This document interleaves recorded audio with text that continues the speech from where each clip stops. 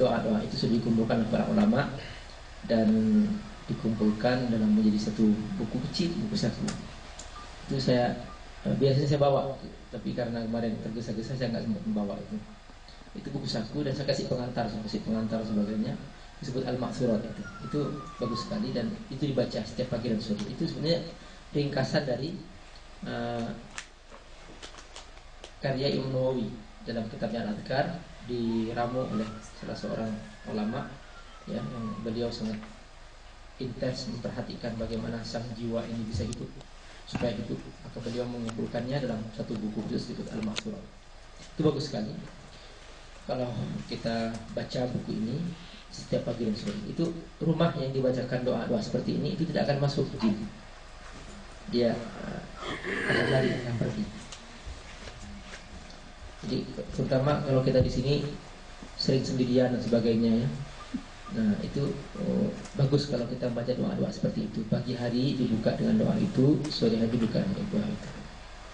Nah ini jin ini diciptakan oleh Allah, hampir-hampir kisahnya itu bersamaan, hanya beda sifat, bersamaan malaikat, hanya beda sifat.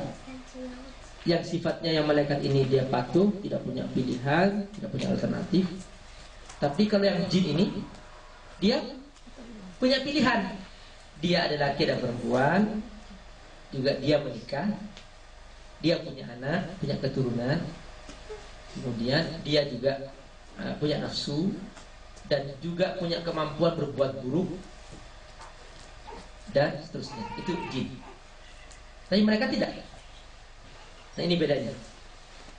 Nah Allah Subhanahu wa ta'ala pertama-tama setelah menciptakan jin, langsung oleh Allah jin ditempatkan di bumi. Langsung. Maka di bumi inilah kemudian jin turun-temurun memperbanyak keturunan terus selama 2000 tahun ketika itu. Nah, bumi sudah mulai banyak penduduknya, yaitu penduduk berupa jin. Manusia belum diciptakan oleh Allah sebenarnya. Nah, di bumi ternyata terjadi pertumpahan darah dari golongan jin, bertarung habis-habisan. Akhirnya terjadi huru-hara di bumi dan kekacauan yang besar ini yang kemudian menyebabkan bumi menjadi tidak stabil, tidak aman. Maka akhirnya Allah Subhanahu wa ta'ala mengutus malaikat untuk mengevakuasi bumi dari jin. Jadi mengevakuasi jin ya dari bumi, ya, mengevakuasi jin dari bumi, keluarkan dari bumi. Begitu malaikat turun, pasukan malaikat turun, terjadilah pertarungan besar-besaran antara jin dan malaikat. Tapi kemudian malaikat berhasil menghalau semua pasukan jin ini dan digiring ke tengah laut. Disebut dalam hadis fi jazairil buhur. Jazairil buhur maksudnya pulau-pulau kecil tengah laut, tapi maksudnya itu tengah laut. Kita tidak tahu di mana. Itu mungkin istilah ini yang kemudian disebut dalam satu buku tentang jin, disebut segitiga Bermuda. Itu istilah terkenal disebut dalam dunia jin. Tadi itu hanya istilah yang sekarang. Tapi yang jelas dalam hadis disebutkan jazairul buhur, yaitu laut. Laut pusatnya jin. Sampai sekarang markas iblis dan pasukannya dan jin itu di tengah laut sampai sekarang. Nah, waktu itu belum ada iblis, belum ada iblis masih. Jadi masih terjadi pertarungan di situ. Nah, kapan terjadi iblis? Begini ceritanya. Malaikat ketika bertaruh dengan pasukan jin, lalu kemudian mereka mengevakuasi jin dari bumi. Nah,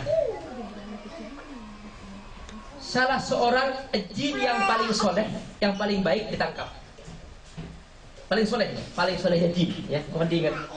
Paling solehnya jin, paling baik jin ditangkap oleh malaikat, lalu dibawa ke langit. Nah, inilah asal muasal ada makhluk jin bergabung dengan malaikat. Nah, ketika Allah Subhanahu wa ta'ala menciptakan patung Nabi Adam, masih belum belum Nabi Adamnya, patungnya dulu. Karena Nabi Adam ini diciptakan dari tanah. Jadi Allah ambilkan Nabi Adam ini dari semua sifat tanah dan warnanya. Warna tanah putih, coklat, merah, semuanya itu diambilkan. Dan sifat-sifatnya, ada yang lembut, ada yang keras dan sebagainya. Dan dari warna tanah ini kemudian lahir warna kulit manusia dan sifat manusia. Ada yang keras, ada yang lembut, ada yang ini. Itu karena sifat tanah tadi. Yang dikatakan dalam Al-Quran itu khalaqal insana min salsalin kal fakhar wa khalaqal janna min marijim min nar fabi ayyi ala'i rabbikuma tukadziban. Manusia ini diciptakan dari tanah yang kemudian dikeringkan. Setelah menjadi patungnya itu dikeringkan sampai menjadi sampai bersuara tang tang tang tang tang, sol sol, disebut itu tembikar.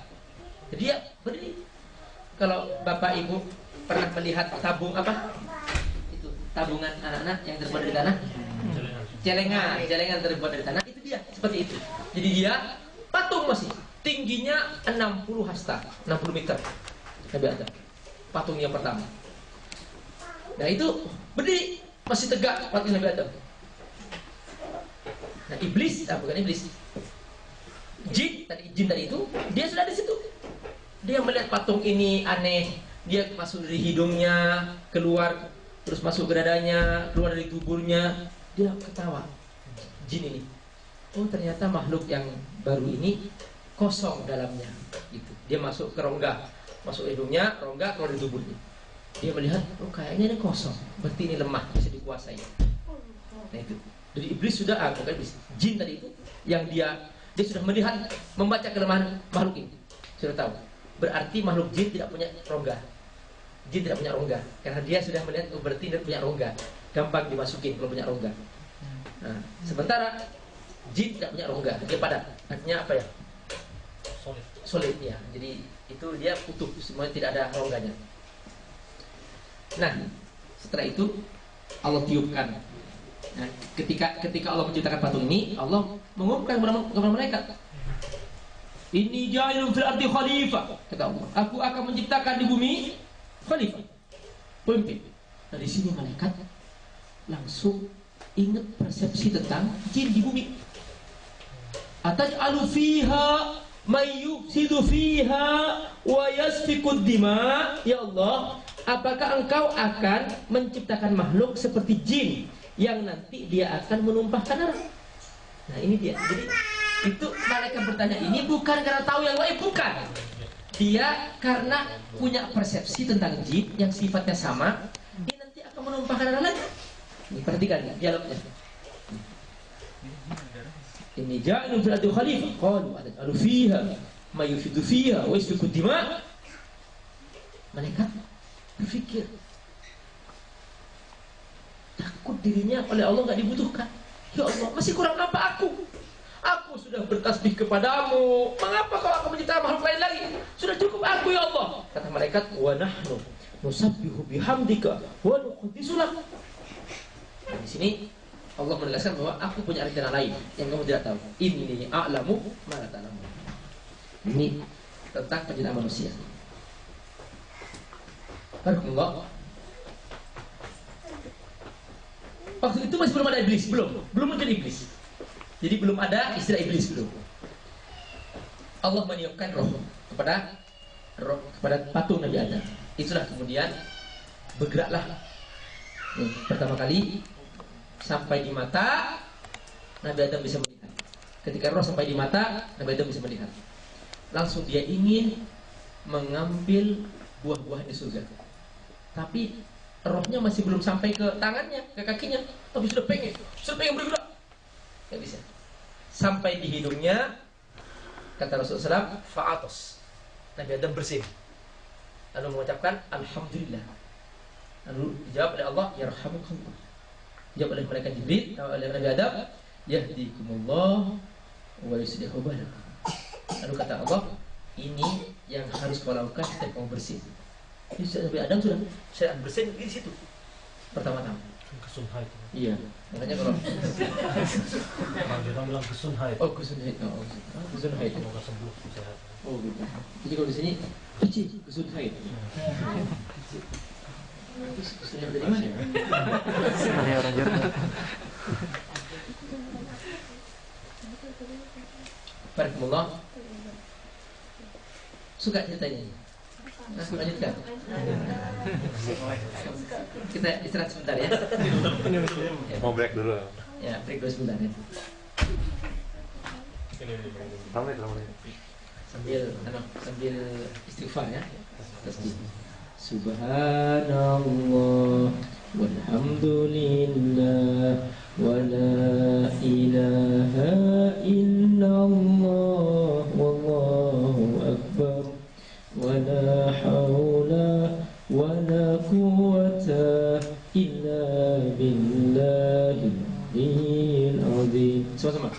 Subhanallah walhamdulillah wa la ilaha illallah wallahu akbar wa la hawla wa la quwwata illa billahil azim. Subhanallah walhamdulillah wa la ilaha illallah wallahu akbar wa la hawla wa la quwwata illa billahil azim. Ini ibu kalau punya anak kecil itu baca itu setiap pagi gitu kan. Subhanallah sampai kan. Subhanallah walhamdulillah wa la ilaha illallah wallahu akbar wa la hawla wa la quwwata illa billahil azim. Insyaallah suasana di rumah apa itu biasakan bertasbih. Kata Rasulullah, kullu tasbihatin syajarah fil jannah. Setiap satu kali tasbih itu satu pohon tumbuh di surga. Insyaallah. Jadi kalau baca 100 kali enak ya. Ketimbang diem gitu. Ketimbang hidung ya, nggak ada pahalanya. Mandi ya.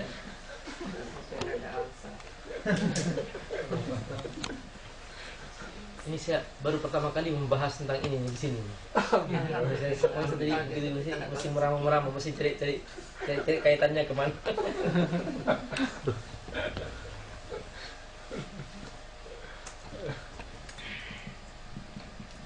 Sampai di mana tadi? Sampai bersih. Oh, bersih.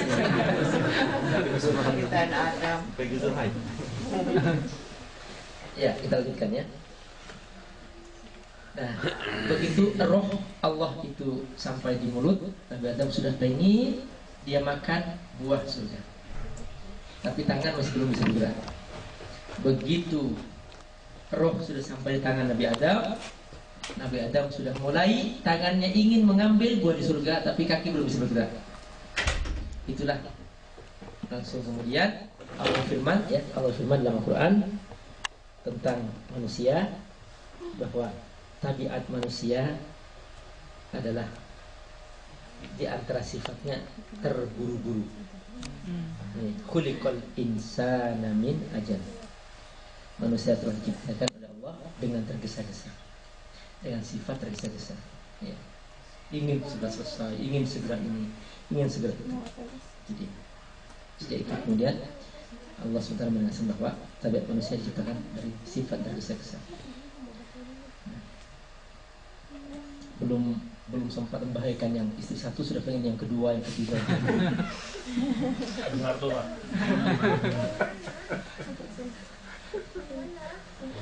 Kayaknya ada persaingan. Yang belum duluan. Saling mendahului. Kita bisa melihat nih wajah-wajahnya semuanya takwa, takut istri tua.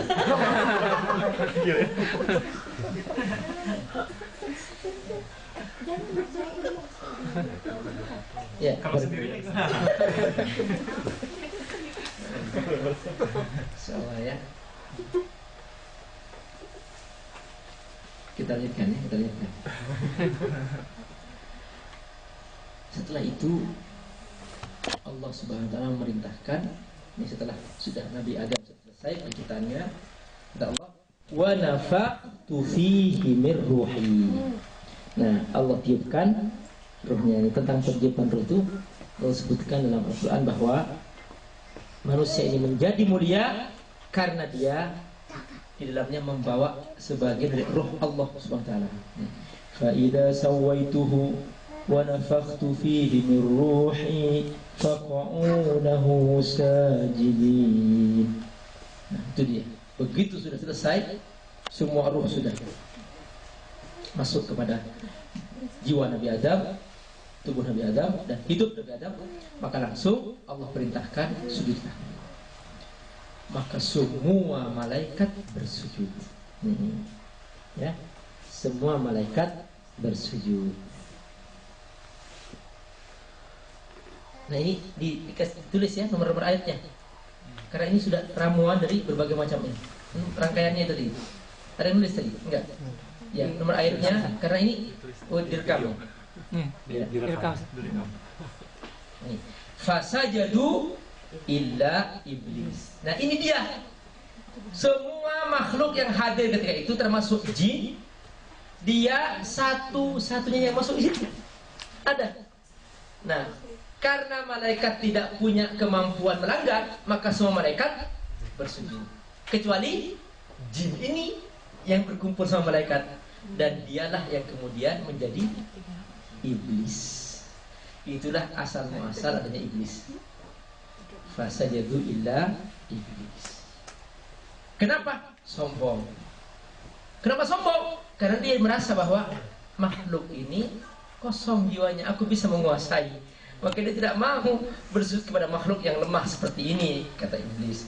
Aku bisa menguasai dia dari tanah, aku dari api, aku lebih hebat daripada dia. Ngapain aku patuh kepadanya? Nah, itu. Padahal itu udah yang paling soleh tadi, Ustaz.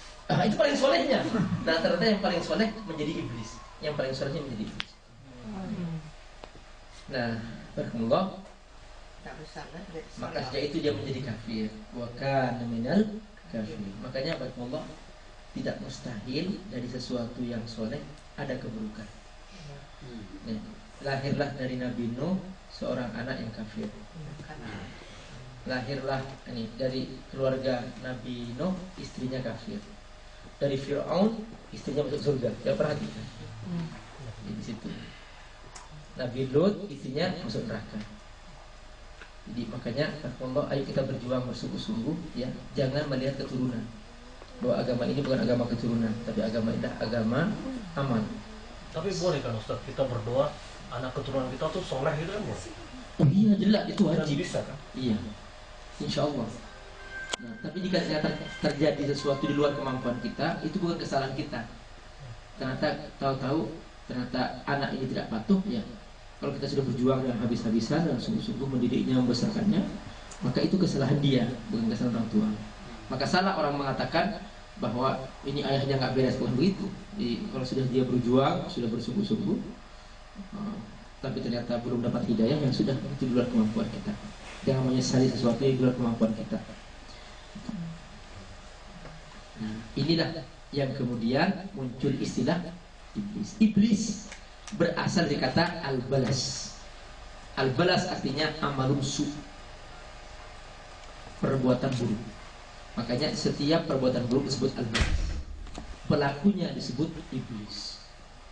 Tapi kemudian ini menjadi istilah khusus, yaitu dia adalah biangnya setan. Jadi semua induk setan iblis, pengikut-pengikutnya setan. Nah, setan sama diambil kata syaitan, yashtunu, artinya disebut juga amalus syar, perbuatan buruk juga sama artinya. Maka orang yang melakukan perbuatan buruk disebut asyaiton, pelakunya disebut asyaiton. Nah, tapi kemudian secara istilah setelah berkembang, maka iblis adalah biangnya atau komandannya, kemudian pengikut-pengikutnya adalah syaitan. Tadinya belum ada Belum ada